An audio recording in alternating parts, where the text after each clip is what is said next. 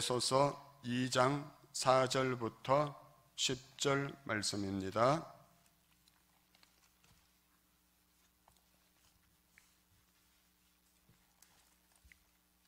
하나님 말씀 봉독하겠습니다. 긍휼이 풍성하신 하나님이 우리를 사랑하신 그 큰 사랑을 인하여 허물로 죽은 우리를 그리스도와 함께 살리셨고 또 이는 은혜로 구원을 받은 것이라. 또 함께 일으키사 그리스도 예수 안에서 함께 하늘에 앉히시니 이는 그리스도 예수 안에서 우리에게 자비하심으로써 그 은혜의 지극히 풍성함을 오는 여러 세대에 나타내려 하심이라. 너희는 그 은혜에 의하여 믿음으로 말미암아 구원을 받았으니 이것은 너희에게서 난 것이 아니요 하나님의 선물이라. 행위에서 난 것이 아니니 이는 누구든지 자랑하지 못하게 함이라. 우리는 그가 만드신 바라 그리스도 예수 안에서 선한 일을 위하여 지으심을 받은 자니 이 일은 하나님이 전에 예비하사 우리로 그 가운데서 행하게 하려 하심이니라. 아멘.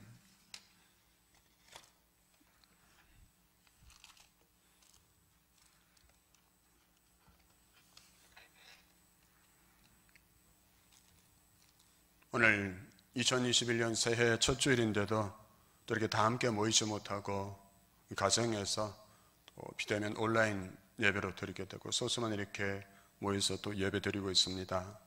함께 하지 못함이 너무나 아쉽고 또 안타깝고 마음이 아픈데요.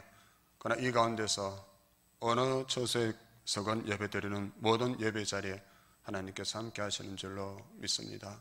그래서 우리가 더 기도하고 정말 원래 주제처럼 하나님께서 회복해 주셔서 함께 다 모여서 예배하고 저 식당에서 함께 식사하고 교제하고 우리 아이들이 저 아동부, 유년부실에서 예배하고 청소년, 청년부들이 마음껏 예배가 함께 뛰노는 그날이 속히 오기를 소망합니다. 하나님 또 그날을 우리에게 주실 줄로 믿습니다. 기도하시고 그래서 있을 때 잘해야 되죠. 그렇죠? 그때 정말 은혜였는데 그 모르고 우리가 교만해서 우리가 열심히 뭔가 해서 이 교회를 지켜온 것처럼 내가 열심히 봉사하고 충성해서 이 예배 자리가 있는 것처럼 그렇게 생각했는데 아니었어요. 그렇죠? 하나님의 은혜였잖아요. 하나님의 은혜. 그러니까 지금도 우리에게 너무나 소중한 시간이에요. 그렇죠? 제가 이 머리카락 숫자가 좀 부족한데요. 제가 머리카락 좀 빠질 때 그때 그게 은혜인 줄 몰랐어요. 그래서 제 빗을 제가 거의 한 15년 이상 사용하는 빗이 있어요. 그 빗은 깨어져 있어요. 청테이프를 막 군데군데 붙여놨어요. 왜 깨어졌을까요? 제가 머리 빗다가 머리카락 빠진 거 보고 막 짜증이 나가지고 빗을 벽에다가 막 두들기고 막 이렇게 해가지고 그래서 빗이 한 4-5조각 난 것 같아요. 그걸 청테이프로도 다 붙여가 지금도 쓰고 있는데요. 왜냐? 그때가 은혜였다. 그때 왜 감사하지 못했냐? 그만큼 있을 때 그렇죠. 지금 생각하면 그때는 풍성했어요.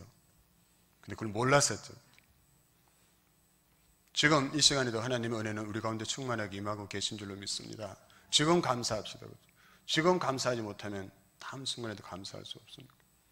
지금 오늘 감사해서 하나님께서 이 한 해 동안 우리에게 감사의 제목을 더하여 주시는 것 경험하고 그 하나님을 자랑하는 간증의 주인공들이 이 한 해 다 될 수 있기를 주님 이름으로 축복합니다. 우리 교회 표어는 아까도 말씀드린 것처럼 원래는 주여 이제 회복하게 하소서입니다. 우리는 현재 코로나라는 이 전염병으로 인해서 한순간도 긴장의 끈을 놓을 수 없는 그런 아픔과 혼란 속에서 또 새해를 맞이하게 되었습니다.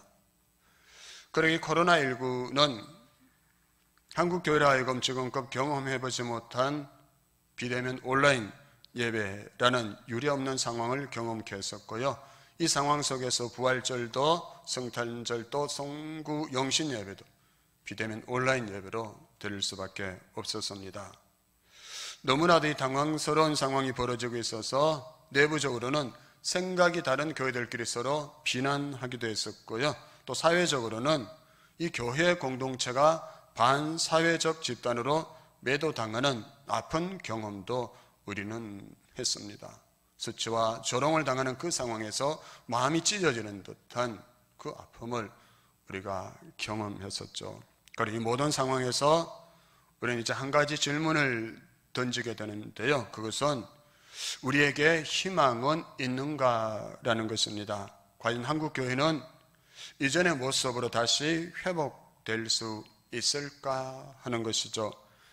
여기에 대해서 교회 내부나 외부에 있어서는 상당히 부정적인데요. 왜냐하면 한국 교회 역사상 이렇게 교회가 사회의 지탄을 받는 일은 더구나 교회가 반사회적 그런 집단으로 매도되고 인식된 적은 없었기 때문이죠. 그렇죠? 여러분 돌아보면 역사적 위기의 순간마다 교회가 이 나라를 지하고 회복하는 데 많은 역할을 감당했음을 우리는 알 수 있습니다. 그러나 지금은 어떻습니까? 반사회적 집단인 것처럼 매도당하고 있는 이 현실이 너무나 아프죠. 그렇죠? 그런 이런 상황에서도 우리가 회복을 소망하면서 굳건히 붙들 수 있는 것이 있다면 무엇이겠습니까? 그것은 어느 시대 어떤 상황에서도 우리가 고백하는 한 가지, 바로 예수 그리스도, 그분만이 우리의 소망이요 우리의 희망이라는 이 사실은 흔들리지 않아야 한다는 것. 나는 할 수 없고 우리는 할 수 없지만 우리 이 상황 속에서도 믿음의 주에 온전케 하시는 예수 그리스도 바라보고 나아갈 때 예수 그리스도 그분께서 우리를 회복하시는 놀라운 역사를 보게 될 것이라는 이 믿음은 흔들리지 말아야 한다는 것이죠. 그래서 2021년 이 한 해 동안 매월마다 새로운 주제가 다시라는 그 새로운 주제를 가지고 함께 말씀을 전하고 함께 기도하고 함께 찬양하고 또 함께 활동을 그렇게 하면서 이 한 해 동안 하나님께서 우리 공동체와 각자 가운데 행하시는 회복의 역사를 경험케 될 줄로 믿습니다. 1월은 다시 자녀의 자리로, 다시 자녀의 자리로, 다시 자녀의 자리로. 사랑하는 여러분, 우리의 회복은 어디에서부터 시작될까요? 어디서부터 우리의 회복이 시작될까? 목사가 잔소리 많이 하고 여러분들이 또 열심히 노력하고 수고하고 있으면 하나님 우리를 회복해 주실까? 물론 우리에게 수고도 있고 헌신도 있어야 됩니다. 눈물도 있어야 되고 땀도 있어야 됩니다. 그러나 그 전에 있어야 될 것이 뭐냐면 내가 하나님의 자녀다. 우리 교회가 하나님의 자녀 공동체라는 이 사실을 다시금 확인하고 그 사실의 자리로 돌아가는 여기에서부터 진정한 하나님의 회복이 시작된다는 것입니다. 그러나 예수님 왜 이 땅에 오셨을까? 우리가 성탄절을 얼마 전에 보냈는데요. 예수님 왜 이 땅에 오셨을까요? 왜 하늘 영광 보좌 다 버리시고 낮고 천한 몸으로 그 말구유에 아기의 모습으로 오셔야만 했을까요? 아무도 알아주지 않는 베들레헴 그 작은 마을에 왜 거기에 예수님이 오셔야 하셨을까요? 이유는 하나인데요. 하나님께서 하나님의 자녀된 우리의 신분을 알려주시고 우리의 그 자녀된 신분을 회복하도록 하기 위해서 예수님께서 이 땅에 오셨다는 것이에요. 요한복음 1장 12절 보면 영접하는 자 곧 그 이름을 믿는 자들에게는 하나님의 자녀가 되는 권세를 주셨나니 아멘. 하나님의 자녀가 되는 권세를 주셨다. 누구에게요? 그 아들의 이름 예수 그리스도의 이름을 믿고 그분을 구세주로 영접하는 자들에게 하나님의 자녀가 되는 권세를 주신다 했습니다. 이 사실이 얼마나 놀라운 사실인지 아십니까, 여러분? 그냥 무덤덤하게 지나갈 정도의 일이 아니라는 거예요. 제가 7살 때 어머니가 돌아가셔서 저는 열등감에 빠져 살았어요. 여러분 혹시 여기 열등감에 빠져 살아보신 분 계십니까? 열등감에 빠져서 살아가는 게 너무나 힘든 거예요. 너무 힘들어요. 그리고 그 열등감에 빠져 있는 그 자신을 위해서 주변도 힘들어져요. 내가 열등감에 빠져 살아가면 나만 힘든 게 아니라 내 주변이 힘들어지는 거예요. 열등감의 깊은 웅덩이와 수렁에 빠져서 살아가던 그 삶, 너무나 아프고 너무나 힘들었어요. 그러던 제가 예수님을 나의 구주로 고백하면서 제일 먼저 깨닫게 된 사실이 바로 이것인데요, 그것은 내가 하나님의 아들이구나, 이런 나도 하나님의 자녀구나, 이 사실, 내가 하나님의 자녀구나, 하나님이 나를 예수 그리스도를 통해서 하나님의 아들로 삼아 주셨구나, 이 깨달음은 제가 살아가면서 깨달은 그것 중에 최고의 깨달음이고 최고의 기쁨이었습니다. 그 깨달음이 오는 순간 저를 그 열등감의 깊은 웅덩이와 수렁에서 건져 올려주셨어요. 단 한 가지 사실, 내가 하나님의 자녀라는, 내가 하나님의 아들이라는 이 사실이 나를 스스로 어찌할 수 없는 그 구덩이에서 벗어나게 해주셨다. 사는 여러분은 어떻습니까? 여러분은 예수님을 믿으십니까? 예수님을 믿으십니까, 여러분? 하나님이 여러분에게 아버지가 되고 계십니까? 바로 나 자신이 하나님의 자녀임을 믿으십니까, 여러분? 그렇다면 묻습니다. 이것이 여러분의 최고의 자랑거리가 되고 있습니까? 내가 하나님의 자녀다, 내가 하나님의 아들이다, 내가 하나님의 딸이라는 이 사실이 여러분의 최고의 자랑거리가 되고 있습니까? 내가 이래봐도 내가 하나님의 아들이야, 내가 이래봐도 내가 하나님의 딸이야, 우리 아버지가 하나님이시오. 내가 그렇게 살아 하나님 얼마나 기뻐하실까요? 제가 제 딸에게 받은 생일 카드 중에 제일 제 마음을 기쁘게 하고 흥분하게 한 생일 카드가 있었는데, 어느 해 제 딸이 그 카드에 이렇게 적었더라고요. 아빠가 목사님인 것이 너무 감사해요. 아빠가 목사인 것이 너무 감사해요.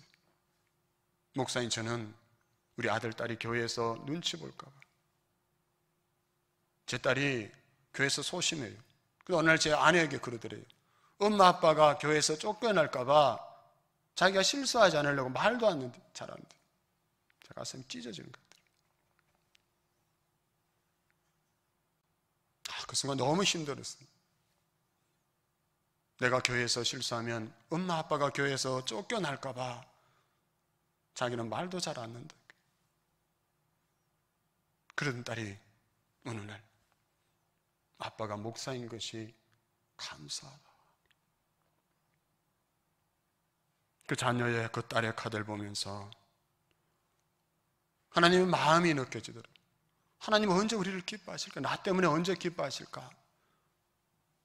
내가 하나님의 자녀인 것을 감사하고 기뻐하며 살아갈 때, 내가 이래봐도 하나님의 자녀인 것을, 하나님이 나를 사랑하시는, 내가 하나님의 아들이요 딸이라는 사실을 기뻐하고 감사하며 살아갈 때 하나님 얼마나 기뻐하실까?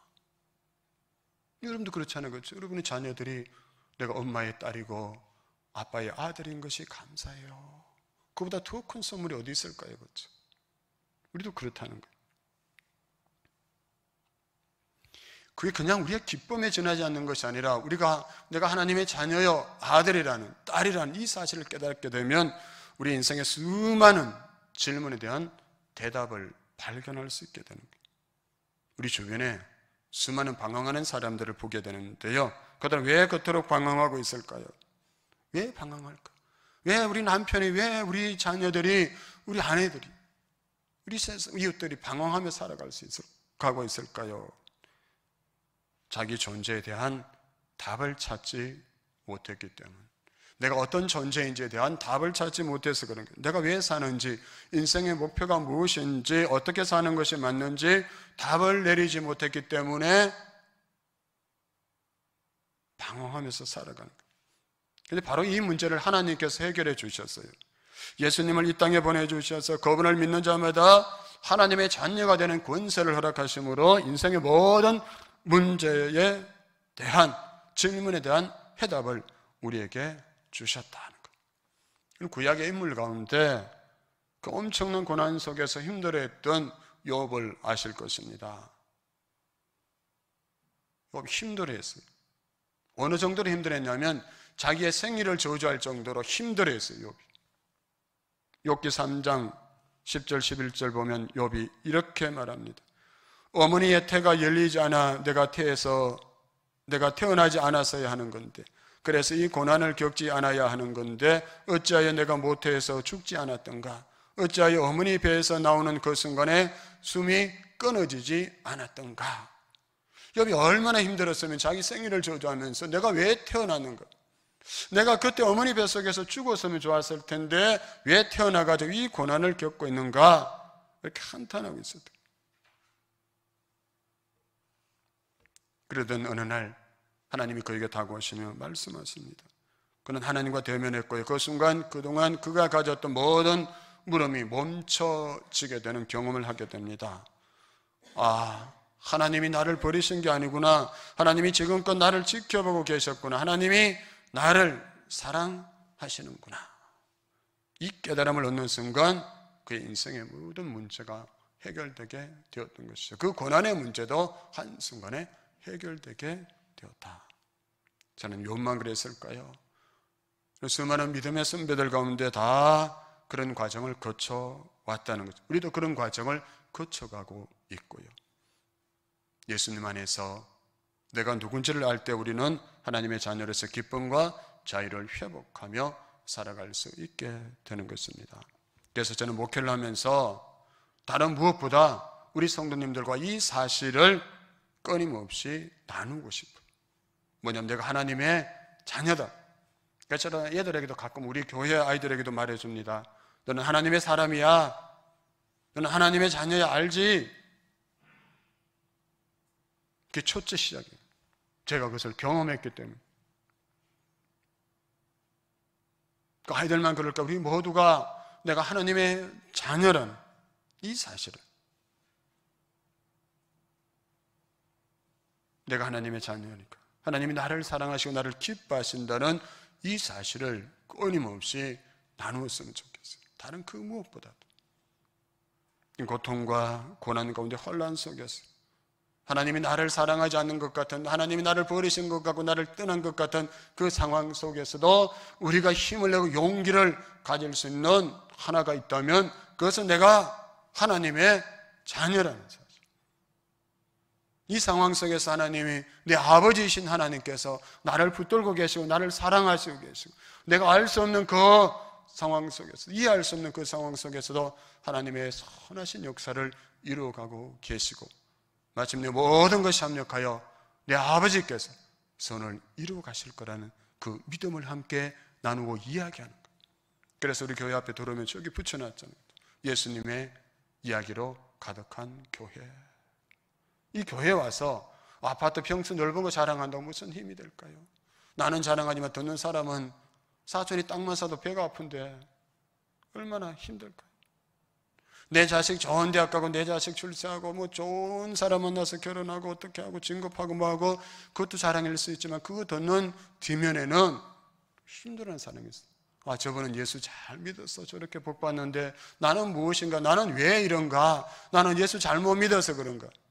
맨날 그 열등 감옥을 가지고 살아가게 되는 거예요. 우리가 이야기를 바꿨으면 좋겠어요. 2021년엔 우리의 이야기를 바꾸고 갑시다. 무슨 이야기로? 예수님의 이야기로. 내가 하나님의 자녀, 당신은 사랑받는 하나님의 자녀입니다.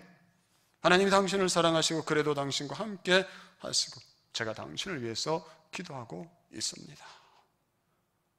하나님의 자녀로서 이런 이야기들이 나누어졌으면 좋겠어요. 예배소서 2장 1절 2절 보세요. 하나님께서 우리를 어떻게 자녀 삼아주셨는지 말씀하고 있습니다. 그는 허물과 죄로 죽었던 너희를 살리셨도다. 그때 너희는 그 가운데서 행하여 이 세상 풍조를 따르고 공중의 권세 잡은 자를 따랐으니 곧 지금 불순종의 아들들 가운데서 역사하는 영이라. 아멘. 여기서 너희는 이방인들을 가리키죠. 곧 우리들을 가리키죠. 예수 믿지 않았을 때 우리 자신들. 그들은 과거에 허물과 죄로 죽었던 자들이라 했습니다.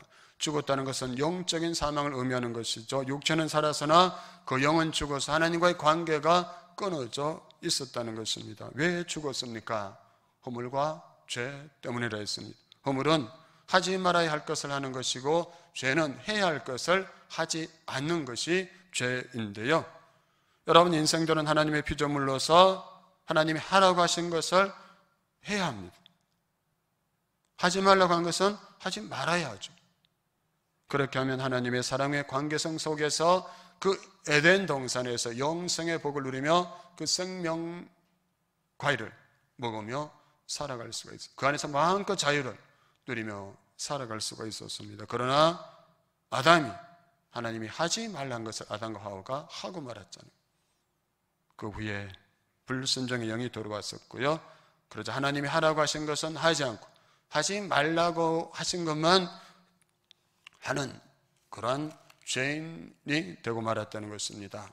이런 말미암아서 하나님과 관계가 깨어지고 에덴 동산에서 쫓겨나고 죽음에 이르게 되는데요.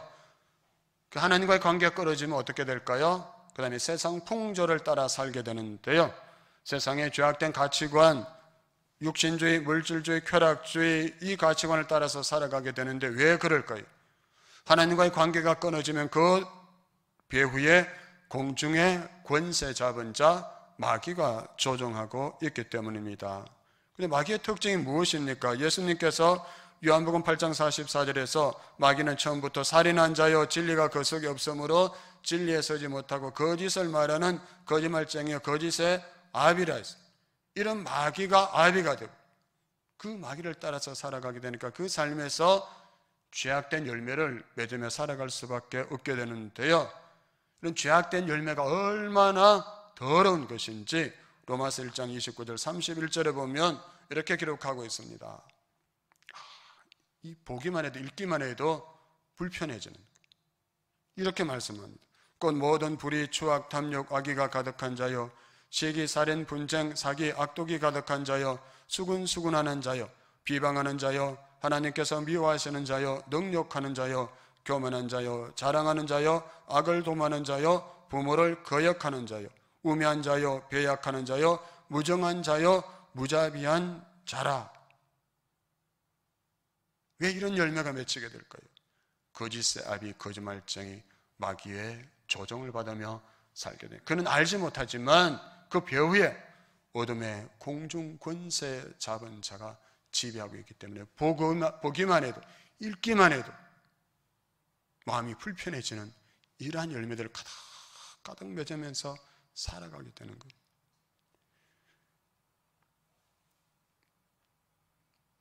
그럼 이렇게 계속 이런 열매 맺으면서 살아가면 이 대가가 무엇일까요? 로마서 6장 23절에 보면 죄의 삭선 사망이라.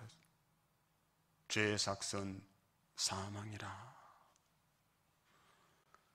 이렇게 알지 못한 채 마귀의 조종을 받으면서 이렇게 로마서 1장 29절 31절에 나오는 것처럼 이런 죄의 열매를 가득 맺으며 죄악의 낙을 누리며 살아가는 그 삶이 좋은 것 같지만 그 결과는 멸망이요 사망이라.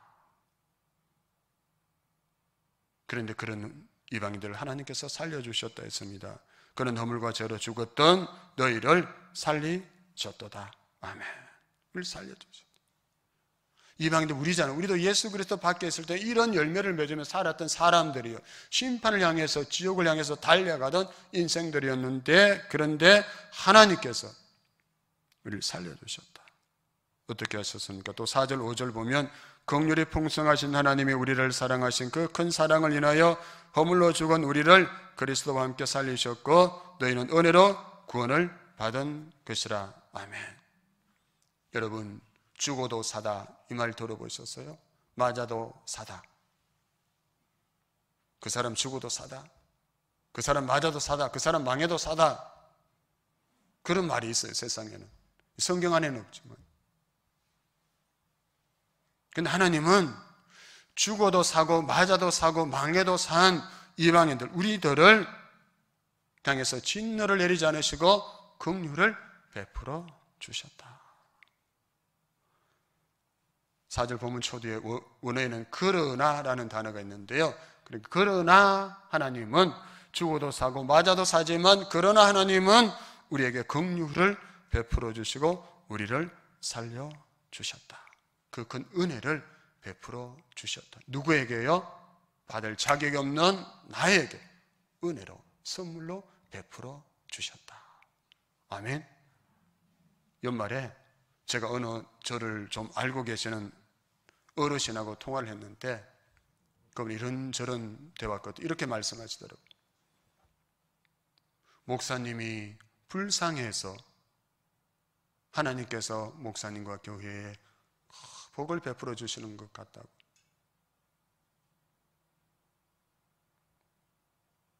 목사님이 불쌍해서 어릴 때 엄마 없이 살아가는 그 삶을 아시는 하나님께서 어릴 때 고생하며 살아가지고 불쌍해가지고, 그런데 참 인간이 교만한 게요, 불쌍하다는 그 말이 마음에 탁 걸려버리는 거예요.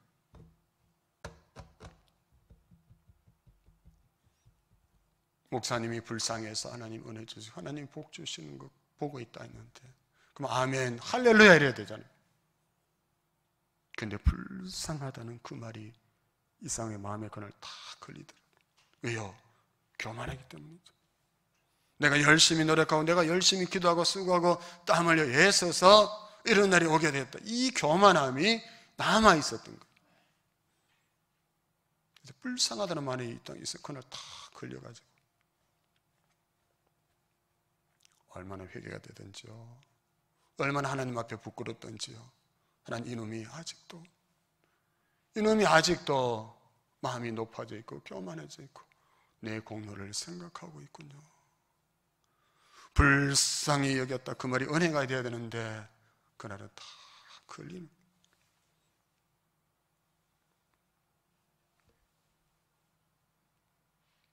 하나님이 나를 불쌍히 여겨주시는 것, 하나님이 나를 불쌍히 여기시는 것, 그것이 바로 죄인들 향한 하나님의 사랑이잖아요. 그렇죠? 그래서 하나님 불쌍히 여겨주면, 하나님 나를 불쌍히 여겨주셨기에 오늘은 내가 있는 건데, 근데 우리는 그걸 잘 인정하지 않으려 할 때 항상 내 공로, 내 의지, 내가 많이 기도해가지고 이런 일이 있었고, 내가 많이 노력해가지고, 내가 많이 전도하고, 내가 많이 수고하고, 내가 많이 땀 흘려가지고, 내가 무엇을 드리고 투자하고 해서 이런 일이 있었다.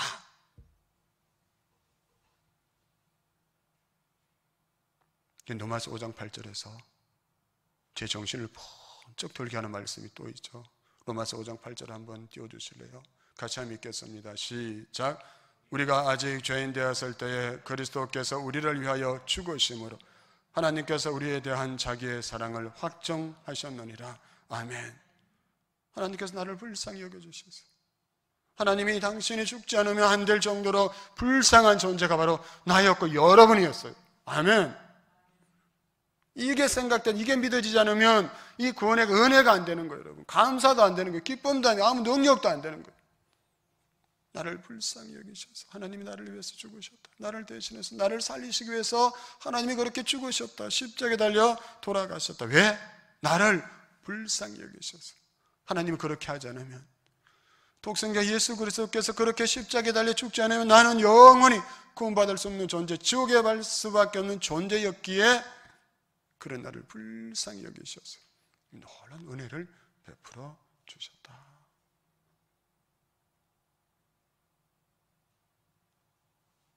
이게 우리의 능력이 되는 거예요. 하나님 나를 불쌍히 여겨주셨다. 하나님께서 여러분을 더 불쌍히 여겨주시기 바랍니다. 아니, 나는 불쌍히 여기지 않아도 돼요. 난 하나님 그렇게 불쌍히 여겨주지 않아도 나는 내 것까지 그렇게 살아갈 수 있어요. 내가 열심히 수고 노력해서 살아갈 수 있어요. 아니, 아무도 그렇게 자신할 수 있는 사람이 없습니다. 하나님께서 나를 불쌍히 여겨주시는 것이 우리에게 은혜인 줄 믿습니다. 우리의 능력인 줄 믿습니다. 우리의 감사인 줄 믿습니다, 여러분. 왜 하나님 우리를 불쌍히 여겨주시고 그렇게 살려주셨을까? 10절 말씀 보면, 우리는 그가 만드신 바라 그리스도 예수 안에서 선한 일을 위하여 지으심을 받은 자니, 이 일은 하나님이 전에 예비하사 우리로 그 가운데서 행하게 하려 하심이니라. 아멘. 여기서 우리는 그가 만드신 바라고 한 것은 본질상 진노의 자식, 아담의 후손으로 태어나서 진노의 자식으로 태어났었는데, 우리 하나님의 은혜로 그리스도 안에서 새롭게 빚어진 존재가 되었다는 것입니다. 이것은 이전과는 전혀 다른 새로운 피조물이 되었다는 것을 선언한 의미인데요. 여기서 만드신 바는 헬라어로 포이에마인데 만들어진 것, 예술 작품을 의미하는 것입니다. 우리 각자는 하나님께서 빚으신 글작품이잖아요. 대체 하나님이 인간을 창조하신 후에 어떻게 했다 하셨습니까? 보시기에 심히 좋았더라. 우리를 볼 때 보시기에 심히 좋았던, 너무 기뻐하셨어요. 그랬는데 어떻게 됐습니까? 아담이 범죄함을 통해서 그 죄 때문에 하나님의 형상을 잃어버리고 실패작으로 전락하고 말았죠. 그러나 예수님의 십자가 보혈로 구원하시고 다시 빚어 만드셔서 하나님의 글작품이 되게 하셨다. 아멘. 여러분, 하나님의 글작품이십니다. 여러분, 하나님의 글작품이십니다. 온라인으로 예배드리시는 여러분도 하나님의 글작품이십니다. 이걸 믿지 않으면 여전히 실패자로 살아가게 되는 거예요. 하나님께서 예수 그리스도의 십자가 보혈로 나를 구속하여 글작품으로, 명품으로 만드셨는데 내가 그것을 인정하지 못하고 믿지 않으면 여전히 실패자로 세상 가운데 살아가게 되는, 실패의 인생을 살아갈 수 없게 된다.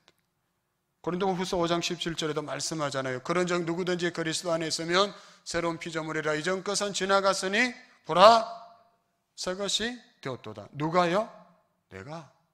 내가 그리스도 예수 안에서 새로운 피조물이 되었다.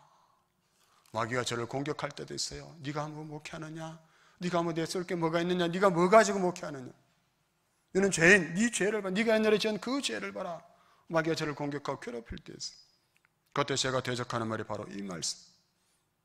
가라, 꺼져. 나는 그리스도 예수 안에서 새로운 피조물이 되었어. 마귀야, 꺼져. 나는 예수 그리스도 안에서 새로운 피조물이 되었어. 숨파세요. 성경에서 주신 약속이잖아. 성경 말씀. 내가 그리스도 안에서 새로운 피조물이 되었다. 누구든지, 어떤 특별한 사람이 있는 게 아니에요. 누구든지 예수 믿으면 그리스도 안에서 새로운 피조물이 된 줄로 믿습니다, 여러분.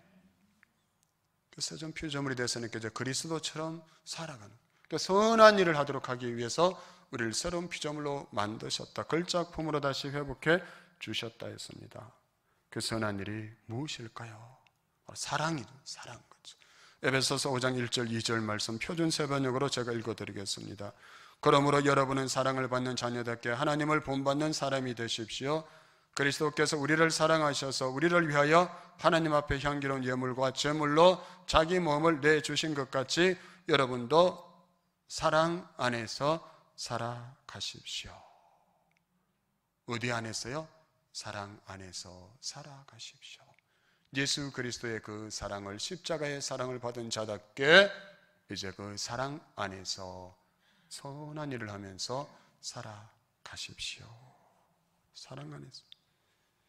그 사랑이 어디까지 이르게 될까요? 그 사랑이 그 끝 지점에는 바로 영혼 사랑에 이르게 되는 것이죠. 영혼을 사랑하는 것. 마지막 이야기 하나 들려드리면서 마치겠습니다. 하루가 소중했던 사람들이라는 책의 저자 김혜원 권사님이 있는데요. 그분은 예수님을 믿었지만 내적인 감격도 힘도 없이 하루하루 그냥 그렇게 보내고 있었습니다. 고등학교 교사로 재직하다가 육아휴직을 하면서 쉬고 있었는데요. 남편은 변호사이고 4명의 아이들은 아주 잘 자라주었습니다. 그런데 40대에 찾아온 주부 우울증 때문에 전신 무력증에 빠져 손가락 하나 까딱할 수 없는 그런 상황에 이르게 됐어요. 모든 게 허망하게 보이고 죽음밖에 기다리는 것이 없다는 지독한 허무감에 시달리게 되는데요. 그러다가 1975년 8월부터 10월까지 17명을 살해한 살인범 김대두 사건이 난 신문을 보고 김대두의 고향이 남편의 고향과 같은 것에 놀라게 되었다 했습니다. 창피하게 당신 고향과 같네. 세상에 17명을 죽인 게 어떻게 인간일 수 있느냐. 뭐라고 말 좀 해봐요. 당신과 같은 고향 사람이잖아요. 그러자 남편이 한마디 합니다. 아, 그럼 당신이 그놈에게 전도해봐. 그 말 한마디에 비리 꽂혀서 그는 김대두에게 편지를 쓰기 시작하는데요. 그를 돕기 위해서 교도소를 신방합니다. 그 김대두 씨뿐 아니라 한 달에 4번씩 30년 동안 교도소를 찾아가서 20명의 사형수를 그리스도의 사랑으로 섬겼습니다. 그들의 흉악한 죄의 문제, 그 아픈 가정사의 문제들을 듣고 그들의 아픈 마음을 만지고 위로해 주었습니다. 그리스도의 사랑으로. 사형수들의 큰 누님 어머니로 불리게 되었는데요, 이런 과정은 정말 치열하고 눈물겨운 희생이 수반되게 됩니다. 이를 통해서 끔찍한 범죄자들이 회개하고 복음을 영접한, 예수 그리스도를 영접하여 거듭나는 기적들을 체험하게 되었습니다. 살인마 17명이나 죽인 김대두도 눈물로 회개하고 복음을 영접하는데요, 그는 복음을 영접한 후에 사형당할 때까지 구전 일을 도맡아 하게 됩니다. 화장실 청소를 도맡아서 하고, 이 김혜원 군사님이 영치검으로 넣어준 것을 다 다른 죄수들을 위해서 사용하고 200명에게 이 십자가 부활의 복음을 전하게 됩니다. 사형당할 때 찬송가 387장을 부르면서 형장의 이슬로 사라지게 되는데요, 멀리 멀리 갔더니 처량하고 고나며 슬프고도 외로워 정처없이 다니니 예수 예수 내 주여 지금 내게 오셔서 떠나가지 마시고 길이 함께 하소서. 여러분, 사람 죽이는 것에 희열을 느끼고 살인의 기쁨을 광기를 뿜어내며 살던 그가 예수 그리스도 영접하고 마지막 사형장에서 멀리 멀리 갔더니 슬프고도 외로웠다. 예수님 내게 오셔서 떠나가지 마시고 나와 함께 해 주소서. 이 찬송을 부르며 형장의 이슬로 사라졌다는 것입니다. 이 한 명의 선한 일, 예수 그리스도 십자가 부활, 나를 다시 만들어주신, 지어주신 그 주님의 사랑을 깨달아서 영원 사랑을 위해서 수고한 그를 통해서 선한 영생의 열매가 맺히게 된 것이죠. 사랑하는 성도 여러분, 하나님 오늘 우리를 하나님의 자녀로 삼아 주셨잖아요. 우리가 다시 자녀의 자리로 하나님 돌아가기를 원하십니다. 그 자리에서 올 한 해 동안 선한 일을 하면서 살아가기를 원하고 계신다. 무엇보다 올 한 해 우리가 다시 그 하나님의 자녀의 자리로 돌아가서 그 자녀의 자리에 주어주시는 무한한 기쁨과 자유와 회복을 경험하고 하나님의 선한 열매를 맺으며 살아가는 이 한 해 함께 살아갈 수 있게 되기를 주님의 이름으로 축복합니다.